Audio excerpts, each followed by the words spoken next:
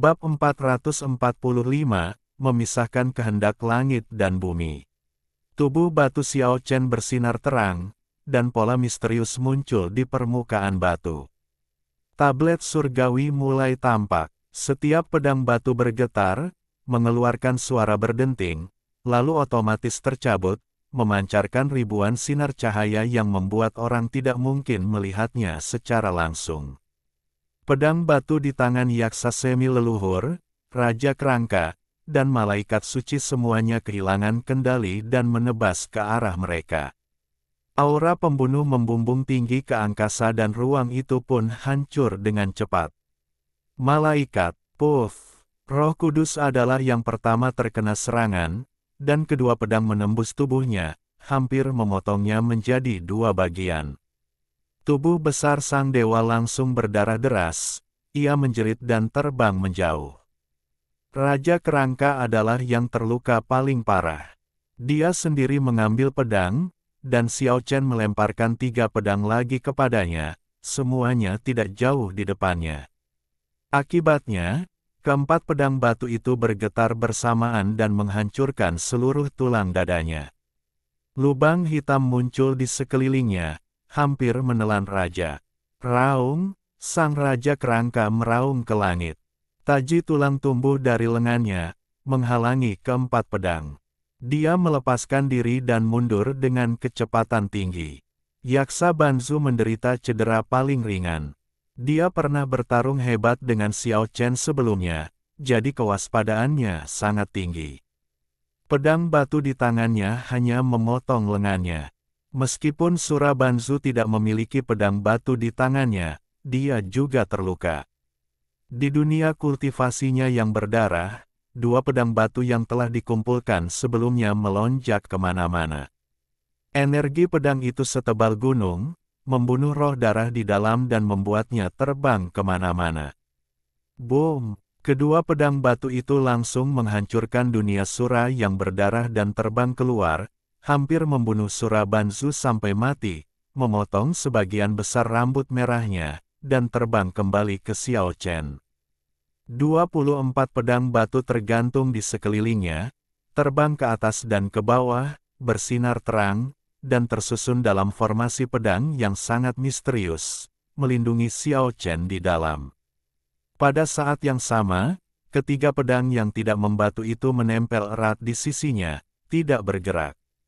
Sebanyak 27 pedang tergantung di langit, dengan Xiao Chen sebagai pusatnya, bersinar terang. Kejadian tak terduga ini sungguh di luar dugaan Banzu dan membuat semua orang berubah warna.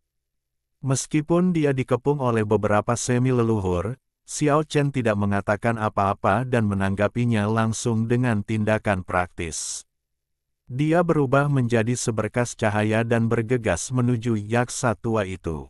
Semi Ancestor sangat kuat dan sulit untuk benar-benar membunuhnya saat dia sedang waspada. Yaksa tua itu telah mengalami pertempuran hebat dan terluka parah, jadi dia relatif mudah untuk dihadapi. Cici. Lebih dari 20 pedang batu bergerak maju mundur pada saat yang sama, berubah menjadi sinar pelangi. Siapapun yang melihatnya akan ketakutan. Wajah yaksa tua itu berubah menjadi hijau pada saat itu dan dia berbalik dan pergi. Akan tetapi, Xiao Chen mengenalinya dan menguncinya dengan indera spiritualnya yang kuat, membuatnya tidak punya cara untuk melarikan diri. Boom! Pedang batu pertama melesat turun melintasi langit, gemuruh guntur terdengar di angkasa, dan menghantam punggung yaksa tua itu dengan dentuman keras, membuatnya terlempar lebih dari 20 mil jauhnya. Bang! Pedang kedua tertusuk dari samping, meninggalkan alur darah yang mengerikan di tulang rusuk kirinya. Kedua tulang rusuknya terpotong dan darah muncrat di tempat. Puff! Pedang batu ketiga terbang dan menusuk ke tombol kirinya, lalu berubah menjadi cahaya pelangi dan menembus keluar, dengan darah menyembur keluar. Ah! Yaksa tua itu berteriak, dan dunia segala sesuatu pun muncul, sebuah dunia ilusi yang menghalangi pengejaran pedang batu itu. Pada saat ini, Xiao Chen mengerahkan seluruh kemampuannya dan secara gegabah mengerahkan kekuatan sucinya untuk mengendalikan pedang batu. Pohon suci yang berwarna-warni itu terus-menerus mengisi ulang kekuatan ilahiyahnya. 24 pedang batu itu memiliki kekuatan besar, dan seperti pelangi yang terjalin di langit. Mereka tidak bisa dihancurkan dan tidak ada yang dapat menghentikan mereka kemanapun mereka lewat. Pedang batu bergetar pada saat yang sama, laut terlarang mendidih, dan angin serta awan melonjak di langit. Yaksa tua itu terkena 7 atau 8 pedang berturut-turut sebelum ia melewati ruang dunia segala benda dan menghilang di atas lautan keemasan. Leluhur setengah yaksa yang agung menderita kekalahan yang menyedihkan. Dia berada dalam kondisi yang amat menyedihkan dan tubuhnya hampir hancur. Tiba-tiba terdengar angin kencang dari belakang, dan pusaran angin hitam datang bagaikan kekuatan yang sangat besar. Asura Semi-Ancestor, Skeleton King, dan Holy Angel melancarkan serangan bersama. Lubang-lubang hitam saling terhubung menjadi beberapa bagian, dan angin kencang tak berujung bertiup kencang.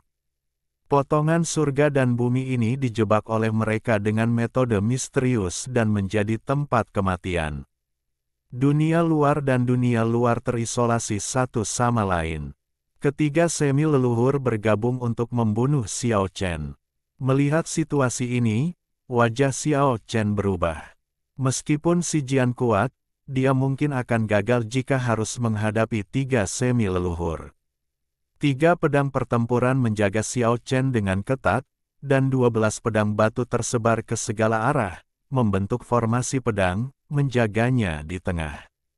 12 pedang batu yang tersisa semuanya beterbangan, membuat gunung-gunung dan sungai-sungai tampak pucat jika dibandingkan, matahari dan bulan meredup, serta membuka dan menutup dunia tertutup ini untuk menghadapi tiga semi-leluhur. Tekanan luar biasa menyapu langit dan bumi, dan kekuatan tak terlihat terus menekan ke arah Xiao Chen. Itulah pemikiran terkuat dari ketiga semi-leluhur. Kalau saja tidak ada formasi pedang itu, mungkin tubuh pertarungan patung batu itu sudah hancur berkeping-keping. Niat membunuh ketiga leluhur setengah itu menjadi kehendak dunia ini, menyatu dengan kekuatan dunia dan bersinkronisasi dengan denyut langit dan bumi. Mereka mengendalikan kekuatan hidup dan mati di dunia ini, dan semua makhluk hidup menjadi semut. Inilah kekuatan Banzu yang sesungguhnya mengerikan, yang menggunakan kekuatan langit dan bumi untuk keuntungannya sendiri dan menekan semua makhluk hidup. Xiao Chen belum benar-benar menerobos ke alam setengah leluhur, dan tidak mampu memahami betapa mengerikannya ketiga setengah leluhur itu ketika mereka mendominasi kehendak langit dan bumi. Sekarang dia hanya bisa melawan keinginan surga dan menghancurkan kurungan ini dengan kekuatan paling murni agar bisa lolos dari kematian. Jika tidak, meski dengan perlindungan pedang, dia akan tetap berada dalam bahaya kematian. Boom! Tekanan besar dan tak tertandingi dari langit dan bumi, seolah-olah kekuatan asli zaman kuno menerobos kehampaan dan datang seperti gelombang yang mengamuk. Xiao Chen bagaikan sebuah perahu kecil yang hanyut di lautan yang mengamuk, yang sewaktu-waktu bisa terbalik. Niat membunuh setajam pisau dan kemauan semi-leluhur menguasai dunia. Bang! 9 tingkatan niat membunuh itu, satu lebih tinggi dari yang lainnya. Sebagian kekuatan ilahi langit dan bumi benar-benar menembus formasi pedang dan menghantam Xiao Chen dengan kuat. Patung batu itu mengeluarkan serangkaian suara pecah dan retak berkeping-keping. Situasinya sangat serius. Sebagai perbandingan, sisi lainnya jauh lebih mudah. Hahaha, haha, babi. Sang Buddha yang ceroboh itu tertawa dan mengumpat, lalu mengubah Leng Hanbing dan 5 guru tingkat kaisar lainnya menjadi babi-babi gemuk besar, Mi. Buat semua dewa di angkasa tercengang kaget, benar-benar tercengang. Orang ini sungguh hebat. Ini benar-benar kekuatan supranatural yang menantang surga. Ia dapat membuat lawan menangis dan meratap ke langit, bahkan menjadi gila saat mengobrol dan tertawa. Kelima penguasa tingkat kerajaan dari klan Sura semuanya menemui tragedi. Kecuali Leng Hanbing, keempat orang lainnya menggunakan tenaga dalam mereka untuk melawan dengan panik, mencoba mengubah situasi. Para Sura di belakangnya semua merasa ngeri saat melihat situasi ini. Membunuh. Seorang raja yaksa bersembunyi di balik kerumunan dan memerintahkan anak buahnya untuk menyerang, tetapi Guru Jigong sudah menatapnya. Dia menggenggam kedua tangannya, tertawa, dan menunjuk ke arahnya. Hahaha, hahaha, gadis cantik. Dalam sekejap cahaya, yaksa laki-laki tua berambut putih yang sedang memberi perintah tiba-tiba berubah menjadi seorang wanita seksi dan mempesona. Hanya bagian penting tubuhnya saja yang ditutupi kain, dan area besar kulit seputih salju di bagian tubuh lainnya terekspos. Pahanya yang panjang dan lurus sebening ukiran batu giok, pinggangnya ramping, payudaranya berisi, lehernya ramping, dan wajahnya penuh semangat. Raja yaksa yang malang hampir menangis. Dia jelas-jelas sangat marah, tetapi ekspresinya sangat menawan, seolah-olah dia terbuat dari air pegunungan. Para yaksa yang ada di dekatnya semua menatapnya dengan aneh. Metode menyimpang seperti itu mengejutkan semua orang. Para yaksa tidak mematuhi perintah dan berhenti bergerak maju. Gao, Guru Buddha, Anda benar-benar seorang guru. Belum lagi, Anda benar-benar enak dipandang. Mata Jin Sanyi berbinar-binar, lalu ia mendesak Jigong, Guru Buddha, cepatlah ubah para yaksa tua yang melotot itu menjadi cantik, kalau tidak mereka akan berkomplot melawan kita. Jigong mengenakan topi yang compang-camping, melambaikan kipas yang compang-camping, menyipitkan matanya, tertawa, dan terus menunjuk ke depan. Tragedi terjadi lagi. Beberapa raja yaksa tua yang tidak dapat dikenali semuanya menjadi tampan dan menawan, seperti peri bunga persik, dengan wajah kemerahan dan mata menawan. Di langit yang jauh, para dewa merinding di sekujur tubuh mereka. Gerakan ini begitu kuat sehingga tidak seorang pun dapat menahannya. Sungguh malang jika 8 kehidupan bertemu dengan Buddha yang jahat seperti itu. Jangan panik, semuanya. Pada saat ini, Leng Hanbing yang gemuk dan bertelinga besar berteriak, kekuatan kita belum berkurang, bunuh mereka dulu. Setelah itu, dia bergegas maju lebih dulu. Itu, Leng Hanbing, nomor 1 di antara para master tingkat kaisar. Meskipun penampilannya telah berubah drastis, para dewa masih mengenalinya. Maksudmu aku tidak bisa mengambil kekuatan sucimu. Jigong tersenyum dan menggoyangkan kipasnya yang patah, lalu berkata, aku lupa memberitahumu, setelah terkena mantra ramalan besar 3 kali berturut-turut, aku dapat mengambil kekuatan sucimu. Pada titik ini, dia tertawa dan berteriak, monster. Dengan kilatan cahaya, Leng Hanbing, nomor 1 di antara para master tingkat kaisar, mengubah penampilannya lagi. Ia menjadi sangat tampan, atau dapat dikatakan mempesona dan menawan, dengan rambutnya yang berkibar tertiup angin. Kali ini dia berbalik dan pergi, melarikan diri ke kejauhan seperti orang yang putus asa. Ketika para penguasa berbagai ras yang mengelilinginya melihat bahwa Leng Hanbing yang tragis telah dikalahkan, tidak seorang pun yang berani maju dan mereka semua bubar dalam sekejap. Menantang Buddha jahat sama saja dengan mencari masalah. Guru Buddha, ambillah tindakan. Jin Sanyi yang khawatir dunia tidak akan kacau, pun menghasut, jadikan para master tingkat kaisar itu menjadi manusia biasa. Kau hanya bercanda. Jika kau ingin mengurangi kekuatan suci mereka, kau perlu menggunakan mantra ramalan besar setidaknya 8 atau 10 kali. Pada saat ini, Guru Jigong Buddha berteriak keras, jangan takut, saya bercanda. Orang-orang kuat itu mengumpat dan berlari semakin cepat. Siapa yang akan mempercayainya? Mereka semua bersembunyi jauh di langit. Boom! Di sisi lain, seolah-olah dunia runtuh. 27 pedang dingin merobek langit dan menyerbu keluar bersama Xiao Chen. Patung batu itu penuh dengan retakan, namun semuanya direkatkan oleh cahaya Dewa Tujuh Warna. Ketiga semi leluhur itu juga dipenuhi luka, bekas luka, dan noda darah. Xiao Chen berhasil melawan keinginan surga. 24 pedang batu hancur di bawah kehendak langit dan bumi yang dipimpin oleh leluhur setengah, tetapi tubuh asli pedang di dalamnya terungkap. Ketiga semi leluhur itu telah salah perhitungan. Mereka telah membantu Xiao Chen memperoleh pedang asli, yang dapat memberikan kekuatan lebih besar. 27 pedang asli digabungkan untuk menghancurkan dunia tertutup dan membantu Xiao Chen keluar. Meskipun patung batu itu hampir hancur, Xiao Chen merasa dia masih bisa bertahan berkat pohon suci tujuh warna. Dia meraung dan menyerbu ke depan. Xiao Chen meninggalkan 6 pedang untuk melindungi dirinya, dan menggunakan 21 pedang sisanya untuk membunuh Surabansu.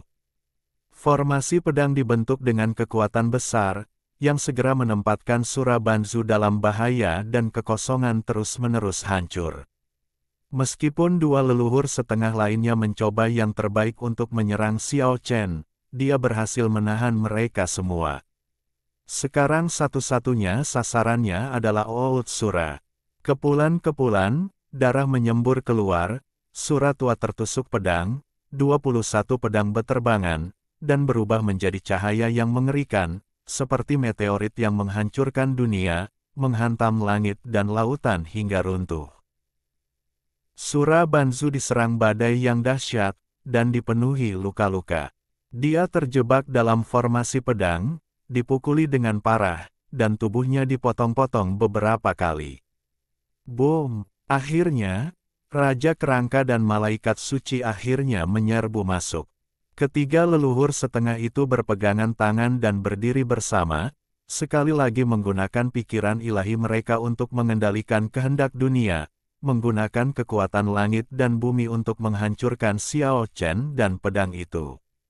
Xiao Chen berteriak, "Oh tidak!" 3,5 leluhur mengepungnya. Di sisi lain, Tian Wei Tian dan Ren Wei Ren juga bertarung sengit dengan dua leluhur setengah misterius, dan yaksa tua telah menghilang. Jelaslah dia sedang bersembunyi dalam kegelapan dan situasinya sangat buruk. Xiao Chen mengirim pesan kepada Niu Ren, Jin Sanyi, kekedan yang lainnya di kejauhan, meminta mereka untuk mundur cepat. Kemudian dia menggunakan pedangnya untuk menyerbu ke dalam kapal raja, yang seluruhnya hitam dan sebesar gunung. Pada saat berikutnya, langit dan bumi berubah drastis, angin menderu, dan seluruh dunia menjadi gelap. Awan hitam itu setebal tetesan cairan dan tidak dapat larut. Perubahannya begitu cepat sehingga dalam sekejap, siang berubah menjadi malam. Oh tidak, cepat mundur. Itu adalah suara yaksa tua. Namun, sudah terlambat. Xiao Chen yang bertubuh batu menyeret keluar mayat kering dengan formasi pedang dan melemparkannya di samping beberapa semi leluhur. Kecuali yaksa tua yang mengalaminya sendiri, para semi leluhur lainnya tidak menyadari sifat jahat mayat tersebut. Melihat hal ini, mereka menggunakan pikiran ilahi mereka untuk mendominasi keinginan langit dan bumi dan membunuhnya. Bagaimanapun, perkataan yaksa Banzu sudah terlambat. Boom! Energi gelap melesat ke langit, dan awan iblis menutupi langit. 3 guru besar, Malaikat Suci, Sura setengah leluhur, dan Raja Kerangka, sekarang menjadi satu dengan denyut surga dan bumi. Tidak terbayangkan betapa mengerikannya kekuatan mereka. Mumi-mumi itu dibunuh dengan kekuatan langit dan bumi, dan gelombang mengerikan yang meletus membuat semua dewa gemetar. Krek, sambaran petir besar menyambar di kegelapan. Cahaya yang menyilaukan itu seketika menerangi dunia yang gelap, dan semua orang merasakan firasat menyeramkan. Mumi itu berdiri diam dalam kehampaan, rambut kuningnya yang berantakan menari tertiup angin. Matanya tiba-tiba terbuka, memancarkan dua sinar cahaya yang menakutkan, dan semua kekuatan besar langit dan bumi yang dibawa oleh ketiga leluhur setengah itu diserap ke dalam tubuhnya. Suasana yang mengerikan merasuki seluruh Laut Cina Selatan. Puluhan dewa yang percaya diri dengan keterampilan mereka yang kuat dan menyaksikan pertempuran dari jarak dekat semuanya berubah menjadi abu, dan di langit yang jauh, semua penonton merasa sangat ketakutan sehingga mereka tidak berani bergerak. Petir itu menghilang, dan dalam kegelapan tak berujung, hanya tersisa dua titik cahaya yang menakutkan, sunyi dan tak bergerak, tempat mayat jahat itu berdiri. Tidak ada yang terlihat, hanya gelap gulita. Semua semi leluhur yang hadir terkunci, dan tidak ada seorang pun yang berani bergerak sama sekali. Bab 446 menjadi legenda. Kegelapan tak terbatas menyelimuti seluruh Laut Cina Selatan, dan Laut Terlarang yang keemasan juga menjadi gelap gulita seperti tinta. Dua cahaya yang menakutkan itu adalah mata mumi, yang terlihat begitu menarik perhatian dan aneh dalam kegelapan total. Semua semi leluhur terkunci, dan tidak ada seorang pun yang berani bertindak gegabah. Ini adalah semacam penindasan diam-diam, penuh dengan atmosfer mengerikan yang membuat para semi leluhur merasa tidak nyaman.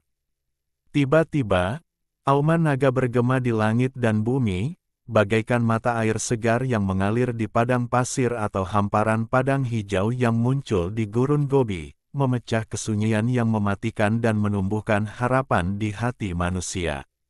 Raungan naga yang jelas terdengar dari kedalaman Laut Terlarang, di mana cahaya terang bersinar terang dan sinar cahayanya melesat ke langit, seketika merobek kegelapan abadi. Sebuah kapal naga raksasa sebesar gunung datang menunggangi angin dan ombak.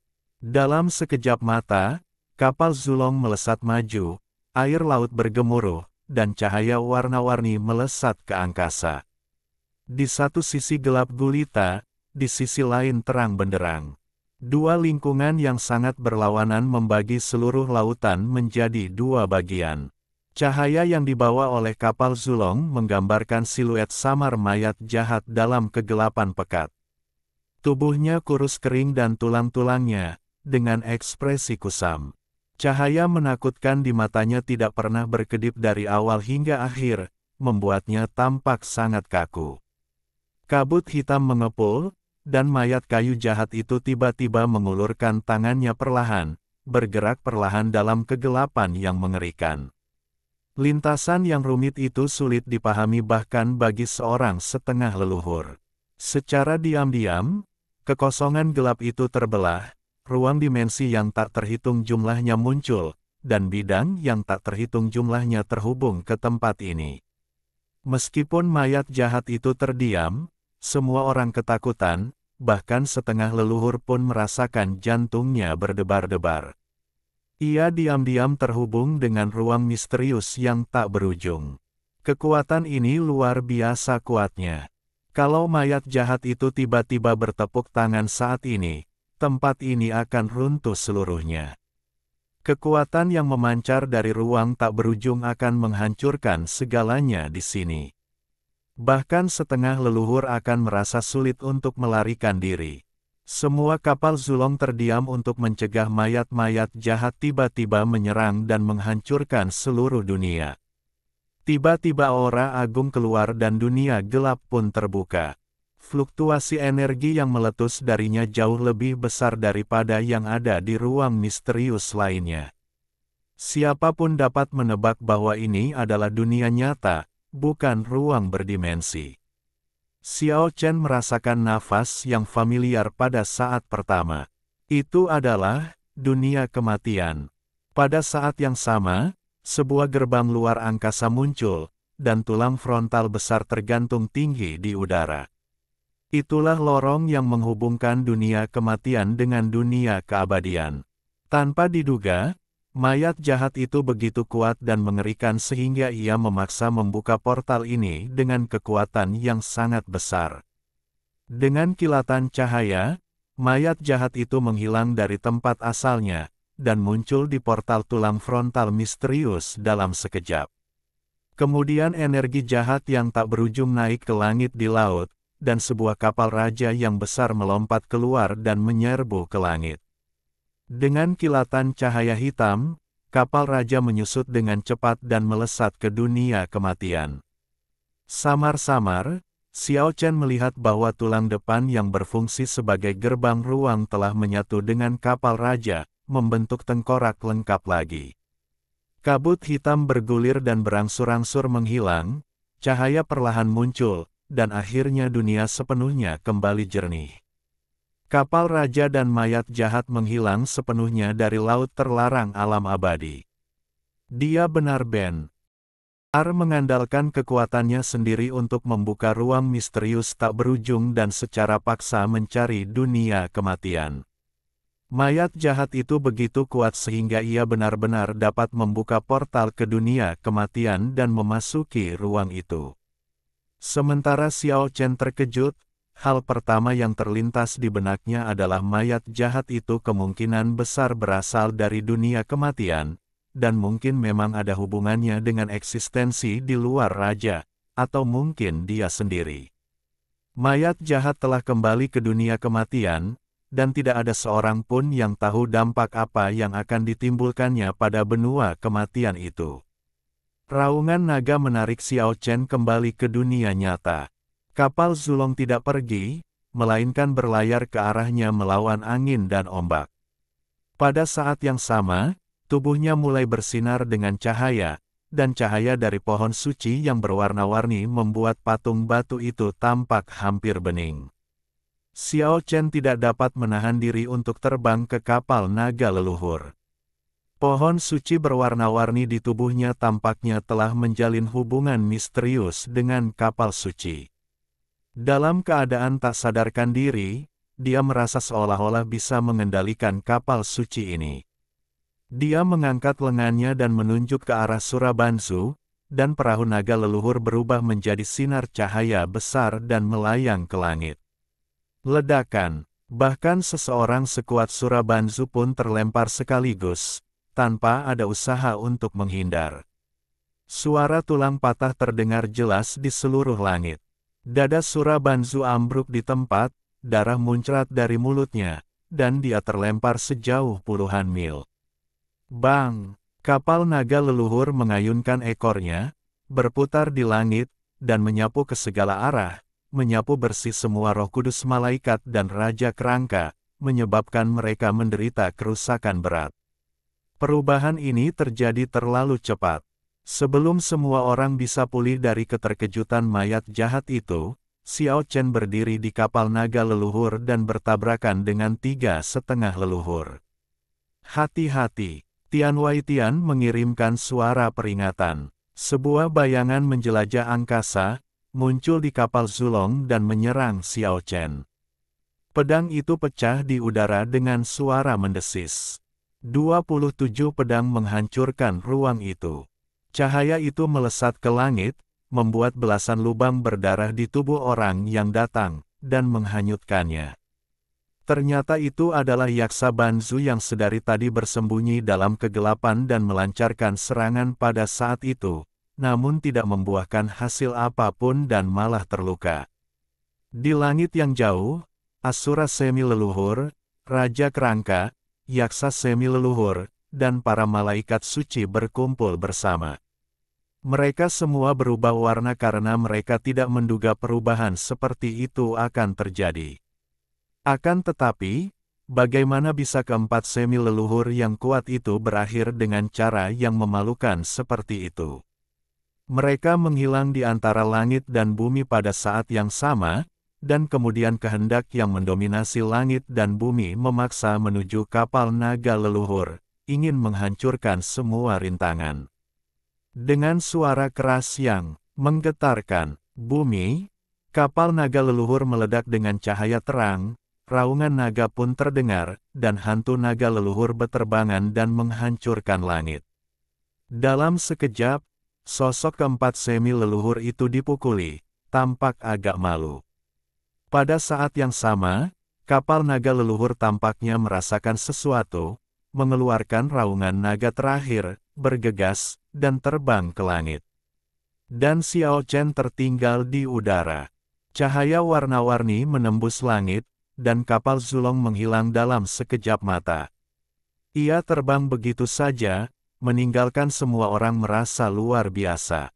Hanya dalam sekejap, kapal raja dan kapal naga leluhur keduanya menerobos udara dan meninggalkan laut terlarang. Terbang ke langit berbintang, kapal naga leluhur melesat ke langit. Para dewa berseru, samar-samar menebak sesuatu. Saat itu, Kaisar Xuanyuan dan generasi naga leluhur sebelumnya memimpin para leluhur setengah untuk bertarung di luar langit, dan mereka belum kembali. Mungkinkah kapal naga leluhur merasakan sesuatu? Ini adalah pertempuran terakhir. Tidak peduli kita menang atau kalah, semuanya sudah berakhir.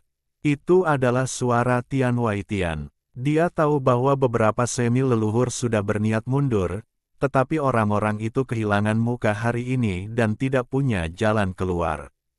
Tian Waitian ingin menciptakan alasan bagi mereka untuk membiarkan mereka pergi.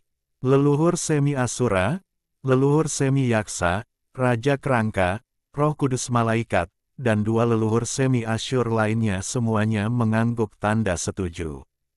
Langit tiba-tiba menjadi gelap, dan semua semi leluhur terhalang oleh seberkas cahaya. Xiao Chen dan teman-temannya memasuki ruang dimensi, dan medan perang bergeser, menghindari para dewa. 27 pedang melambai di udara, dan aura pembunuh ada di mana-mana, tetapi tidak ada yang tahu situasi spesifiknya. Kecuali pihak-pihak yang terlibat, semua dewa di atas laut terlarang hanya bisa menunggu perlahan. Bang! Kekosongan itu hancur, dan Yaksa Banzu menjadi yang pertama tersingkir. Rambutnya acak-acakan, wajahnya memar, dan ada beberapa lubang darah di sekujur tubuhnya. Darah mengucur keluar dan jelaslah bahwa dia telah menderita kerugian besar.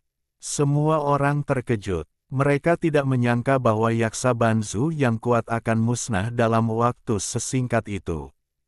Amitabha, sebuah nyanyian Buddha bergema, dan Buddha Jigong tampak hikmat dan berwibawa. Ia duduk bersila di udara, mengatupkan kedua tangannya, dan berkata, Buddha itu penyayang. Anda, donatur, memiliki takdir bersama Buddha. Yaksa Banzu sangat marah pada saat ini. Baik-baik saja kalau dia kalah, tapi sungguh memalukan kalau dikalahkan di muka umum. Sungguh nasib yang buruk, bahkan jika Buddha sendiri datang, dia tidak akan berani menyelamatkanku. Yaksa Banzu hanya mencari pelampiasan dan dia mulai kehilangan kesabarannya saat itu juga. Jigong memiliki penampilan yang hikmat dan sakral, bagaikan Buddha suci. Dia menggenggam kedua tangannya dan berkata, bagus sekali, bagus sekali. Babi. Akhirnya, dia tiba-tiba mengucapkan kata, babi. Yaksa Banzu yang tidak curiga langsung terkena serangan itu, dan hidung serta telinganya tiba-tiba membengkak. Ah, keluar dari sini. Bagaimanapun, Yaksa Banzu memiliki kekuatan magis yang hebat. Dia segera menggunakan tenaga dalamnya untuk melawan. Meskipun tubuhnya tidak berubah, wajahnya berubah menjadi kepala babi. Para dewa tercengang, lalu dalam kekacauan itu, Banzu benar-benar jatuh ke dalam perangkap. Tak seorang pun berani tertawa terbahak-bahak, tetapi sebagian besar orang tertawa diam-diam, sungguh luar biasa. Bang! Kekosongan itu hancur, dan Sura Banzu dipenuhi luka di sekujur tubuhnya. Tulang-tulang putihnya terlihat di banyak tempat, dan dia hampir terpotong menjadi dua, bahkan tulang belakangnya terputus. Babi! Kali ini, Guru Jigong sangat lugas.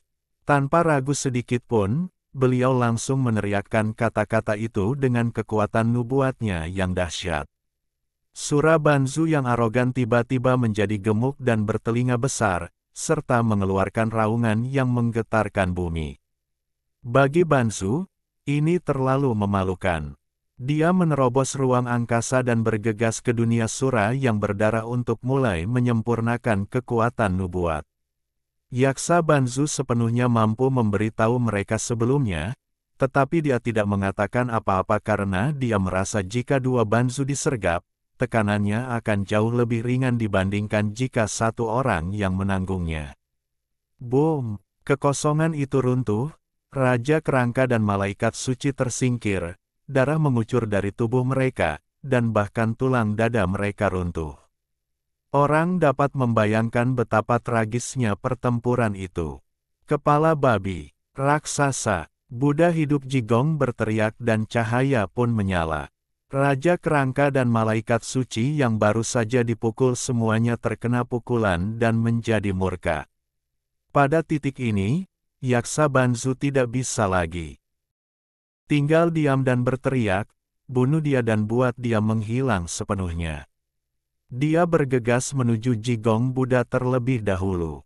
Suatu kekuatan yang mengerikan melonjak di langit, memenjarakan ruang angkasa.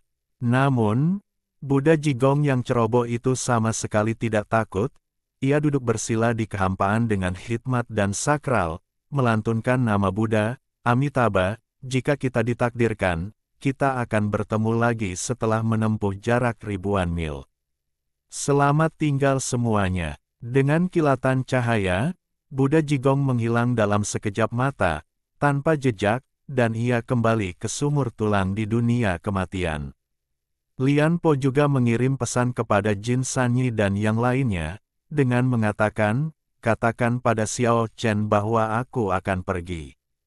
Dengan kilatan cahaya, Lian Po menghilang dari kehampaan. Semua orang tercengang. Banzu berubah menjadi kepala babi. Walaupun mereka menggunakan tipu daya untuk menyembunyikan rasa malu mereka, banyak orang memiliki mata dewa dan masih dapat melihat kepala gemuk dan telinga besar mereka. Ini sungguh konyol hingga semua orang merasa luar biasa. Yang paling marah adalah Sura Banzu. Dia pernah melihat Leng Hanbing dipukul sebelumnya, dan dia tidak menyangka bahwa suatu hari dia tidak akan bisa menghindarinya. Dia begitu marah sehingga dia menyemburkan api dari ketujuh lubangnya. Perang pun berakhir. Leluhur Semi Sura, Raja Kerangka, leluhur Semi Yaksa, dan Malaikat Suci dipermalukan. Mereka gagal merebut pedang dan menjadi bahan tertawaan. Para dewa di langit perlahan-lahan mundur, dan tidak sampai waktu yang lama kemudian kedamaian kembali ke langit di atas laut terlarang.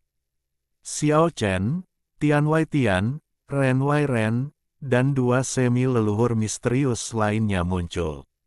Dua leluhur setengah misterius yang tampak seperti musuh sebenarnya secara diam-diam membantu pihak Xiao Chen dalam pertempuran tadi, yang setara dengan 5 orang yang bertarung melawan 4 leluhur setengah pihak lain.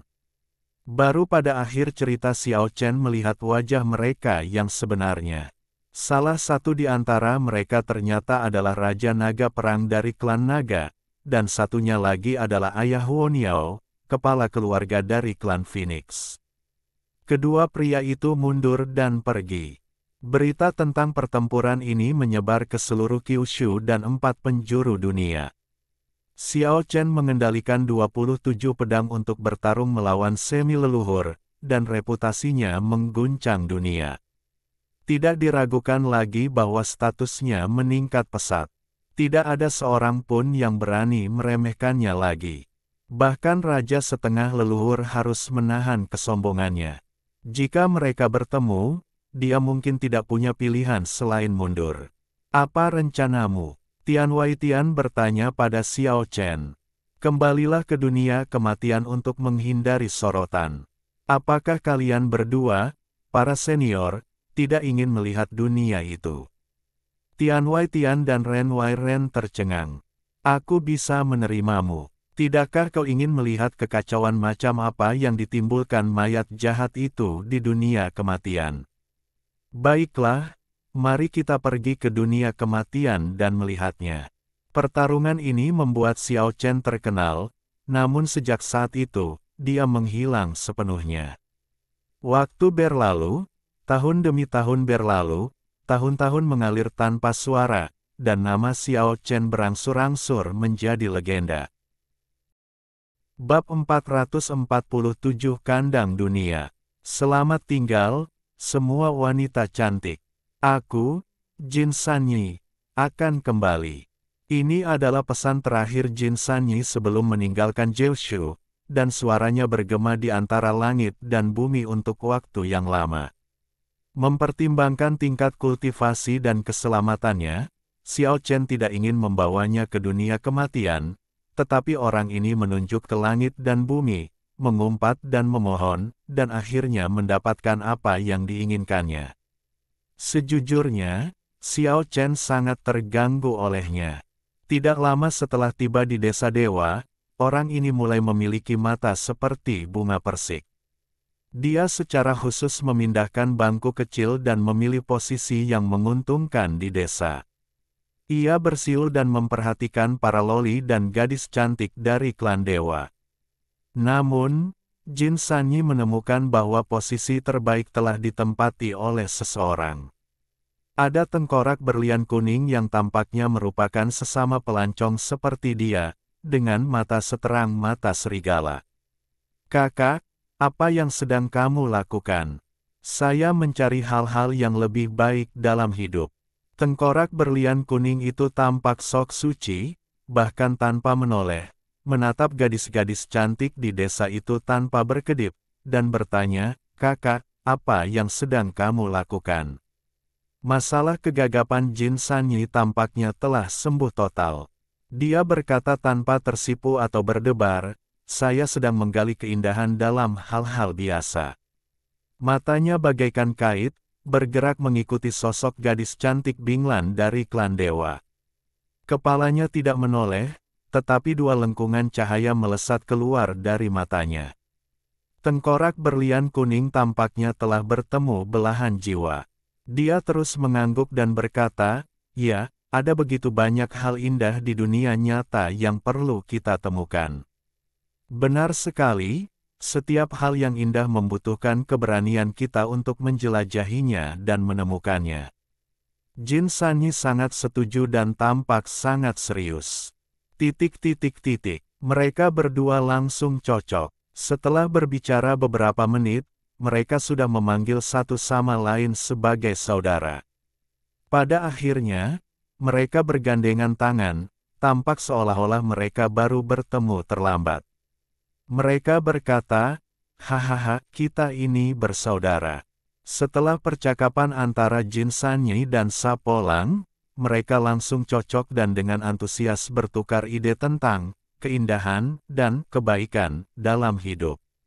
Sayang sekali di dunia nyata terlalu banyak orang yang vulgar, dan sulit untuk melihat orang-orang yang elegan seperti kita, dan sulit untuk menemukan belahan jiwa.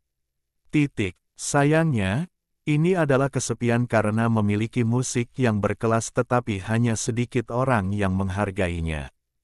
Vulgar? Orang-orang itu terlalu vulgar, mereka tidak punya selera sama sekali, dan mereka tidak tahu bagaimana menghargai keindahan. Jangan bicarakan mereka, mari kita lanjutkan dengan keanggunan kita. Hei, lihat, gadis itu benar-benar cantik luar biasa. Mereka adalah sepasang saudara perempuan, bernama Binglan dan Sumeng. Namun, saudaraku, kamu harus tahu bahwa meskipun kita seperti saudara laki-laki dan perempuan, kecantikan juga tak ternilai harganya. Benar sekali, walaupun aku orang yang anggun, aku kenal baik dengan dia. Tetapi, barang siapa menyentuh kecantikanku, akan kupotong tangan dan kakinya. Bagaimana saudara-saudara? Mari kita bertanding satu sama lain terlebih dahulu.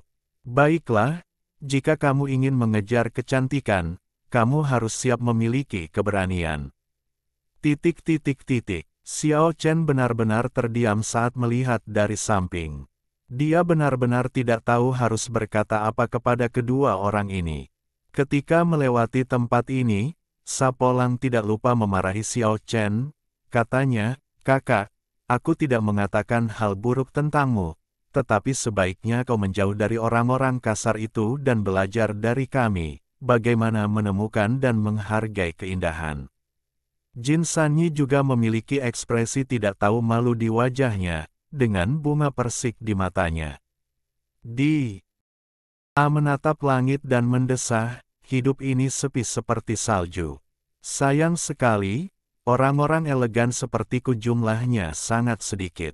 Xiao Chen menamparkan kedua orang itu satu persatu, dan mereka semua terpental.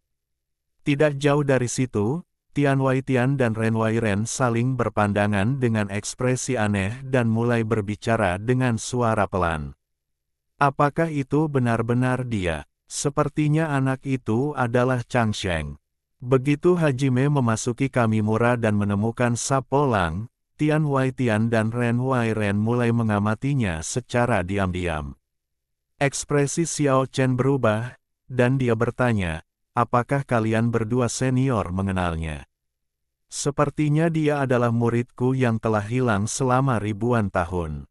Tian Weitian menyentuh dagunya yang halus dengan ekspresi aneh di wajahnya. Xiao Chen merasa tidak ada lagi yang perlu dikatakan. Benarlah seperti guru, seperti murid. Tian Weitian berada di level semi-leluhur, tetapi dia bertingkah seperti anak nakal. Sapolang memang memiliki gayanya sendiri, yang layak diwariskan dari garis keturunan yang sama. Apakah namanya Chang Sheng? Orang luar itu bertanya dengan khawatir. Benar sekali. Dulu dia bilang namanya Chang Sheng, tapi kemudian dia bilang tidak mau Chang Sheng, jadi dia mengganti namanya menjadi Sapolang. Pada titik ini, Xiao Chen mengerutkan kening dan berkata, sayang sekali dia tampaknya telah melupakan segalanya tentang kehidupan masa lalunya dan hanya memiliki beberapa ingatan yang terpisah-pisah. Menurut rencana Ren Weiren, dia harus membangkitkan ingatan Sapolang tentang kehidupan masa lalunya, tetapi Tian Weitian sangat murah hati dan berkata, masa lalu sudah berlalu, Chang Sheng sudah pergi, jadi biarkan dia menjadi Sapolang. Namun, bagaimanapun juga, kita adalah guru dan murid, aku tidak bisa memperlakukannya dengan buruk, dan aku akan membantunya saat waktunya tiba. Jelaslah bahwa meskipun Tian Weitian tidak terkendali dan terlihat berantakan, dia tetap menghargai murid ini, jika tidak, dia tidak akan menghalangi langit dan mengutuk Roh Kudus malaikat. Xiao Chen dan dua semi-leluhur berencana untuk beristirahat di desa ilahi selama beberapa hari, dan kemudian menuju ke kedalaman benua kematian. Selama periode ini, Tian Weitian menemukan cacing mayat yang telah menyerap darah raja, mengambilnya secara paksa, dan memurnikan esensinya untuk menciptakan Sapolang. Darah raja memainkan peranan penting dalam membantu Xiao Chen mencapai alam tertinggi. Dan cacing mayat itu telah menjaga Panji Raja sepanjang tahun, dan telah menyerap banyak saripati darah, sehingga secara alami mengandung saripati yang tak ada habisnya. Kalau tidak, bagaimana mungkin cacing bangkai memiliki kekuatan seperti manusia biasa? Tentu saja, sebagian besar saripati kolam darah yang menyegel Panji Raja di reruntuhan kuno telah hilang selama bertahun-tahun, jika tidak, efeknya akan lebih besar. Selama beberapa hari terakhir, Sapolang memerintahkan makhluk api di area luar untuk terus menjelajah dan mengetahui bahwa tulang-tulang raksasa yang melampaui raja masih berada di bawah tanah dan belum dipasang kembali, dan bahwa kapal raja juga terkubur jauh di dalam tanah. Namun, mayat jahat itu tetap tidak memberi kabar, seolah-olah ia telah menguap begitu saja. Saat mereka berangkat, hanya ada Xiao Chen, Ren Weiren dan Tian Weitian. Adapun Jin Sanyi dan Sapolang, mereka ditinggalkan di Senchun. Meskipun begitu, kedua orang ini senang tinggal dan bersenang-senang. Tentu saja, mereka berada dalam bahaya dikalahkan oleh para wanita cantik di Senchun kapan saja. Keke juga ditinggalkan di sini. Dengan dua leluhur tirinya yang menemaninya, tidak perlu membiarkannya mengikuti. Lagi pula, Si kecil benar-benar bosan berdiam di dunia kematian, dan dia dapat kembali ke Kyushu bersama orang-orang dari Kamimura kapan saja di sini. Tian Wei Tian dan Ren Wei Ren ingin tahu lebih banyak tentang dunia kematian, jadi mereka bertiga tidak terbang tetapi berjalan.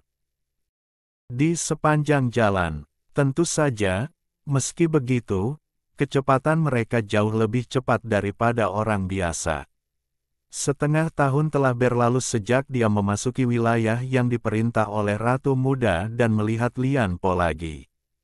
Kota raja yang menjulang tinggi tampak megah dan hikmat seperti sebelumnya.